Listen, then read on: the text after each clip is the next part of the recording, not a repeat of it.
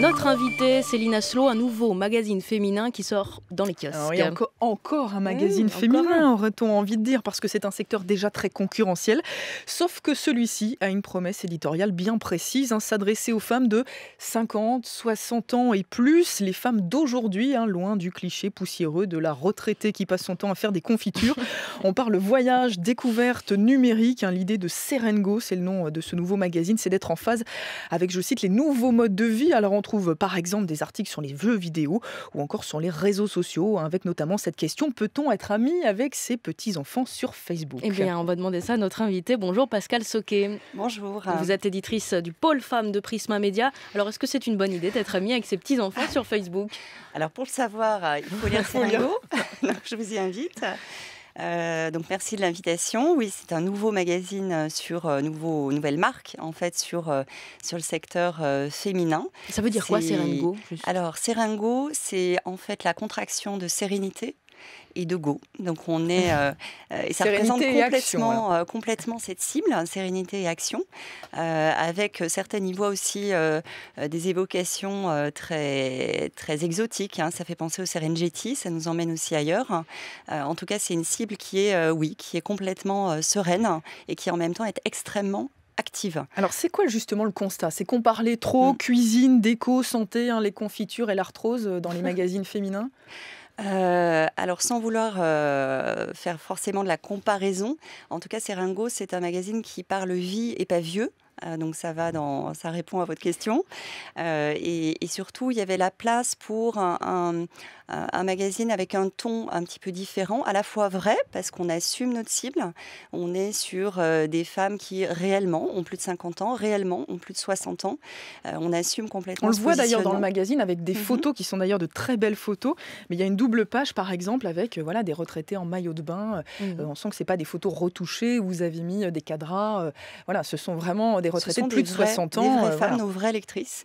On est dans cette volonté-là et en même temps avec un ton qui est beaucoup plus décomplexé et beaucoup plus souriant que la catégorie. Donc c'est ce qui va nous distinguer de nos concurrents. Et puis après, on a aussi une proposition éditoriale qui se distingue avec bien sûr des fondamentaux. On va retrouver du droit, on va trouver de la nutrition, de la santé, mais on va aussi trouver des rubriques comme profiter, explorer, où là on va voir des nouveaux styles de vie, prendre sa retraite en Thaïlande, vivre en colocation entre seniors et jeunes actifs, ou encore choisir les bonnes amies, c'est l'article auquel vous faisiez référence. Donc on va aller beaucoup plus loin que les propositions éditoriales classiques.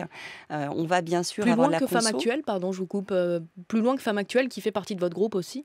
Alors Femme Actuelle n'est pas sur cette cible-là. Femme Actuelle est plus jeune. On est plutôt sur des quadra quinquas en termes de cible d'âge, et donc c'est plutôt un généraliste transgénérationnel. Femme Actuelle, c'est 17 millions de contacts par mois, donc on touche vraiment l'ensemble des femmes.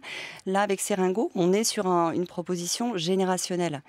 Donc c'est totalement différent. On est sur un rythme aussi qui est différent. C'est un mensuel. C'est un mensuel, quand Femme Actuelle est un hebdomadaire, donc avec plus de shows. Là, on va avoir plus de papier long. Donc, on est vraiment sur des cibles complémentaires.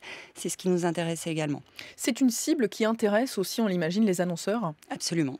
Parce que ce sont des femmes qui ont des revenus confortables, on va dire, et en même temps du temps. Alors, c'est une cible qui est très intéressante pour les annonceurs, comme pour nous, parce qu'en fait, il s'agit de qui? Il s'agit des baby-boomers. Donc, les baby-boomers, ils sont après-guerre, ils sont nés après-guerre, et ils ont été éduqués dans la société de consommation.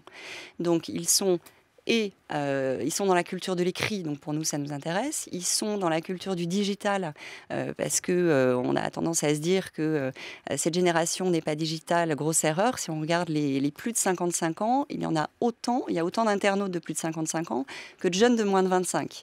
Donc c'est aussi une population très digitale et très consommatrice. Donc oui, évidemment, c'est une cible qui intéresse fortement les annonceurs. Mais est-ce que les femmes connectées ont besoin d'un magazine papier? Elles ont besoin des deux. surtout celles-là, puisqu'elles sont, comme je disais, vraiment dans cette double culture. Donc, ce sont des grosses lectrices, grosses consommatrices de papier encore, et en même temps très connectées. C'est pour ça que Serengo, c'est pas simplement mensuel. C'est vrai qu'on a tendance à rentrer par le mensuel, mais c'est aussi une newsletter quotidienne qu'on va lancer dès la semaine prochaine, avec 700 000 adresses pour démarrer. Une communication, bien sûr, Facebook, puisqu'elles sont sur ce réseau social-là, et puis un site serengo.net où elles pourront aisément naviguer. Serengo à découvrir donc dans les kiosques. Merci beaucoup Pascale Sauquet, éditrice du pôle femmes de Prisma Média. Et à demain Céline Asso. À demain.